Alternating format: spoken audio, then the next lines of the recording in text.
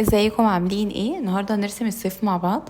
زي انتوا شايفين عملت خط قسم النص اليمين قد نص الشمال، وعملت كبداية مثلث من فوق كده. وهنكمله بطريقة سهلة قوي بكيرفات بسيطة وكل حاجة بسيطة ان شاء الله. انا عملت السيف نتيجة ان حد من اللي انضم للقناة الجديد، هو منورني طبعا، طلب مني ان انا ارسم له السيف. فيا رب يعجبه ويعرف يرسمه، واي حد نفسه يتعلم اي حاجة اكتبها لي في الكومنتات. سيبكم بقى تتفرجوا على بقية الفيديو ويا رب يعجبكم.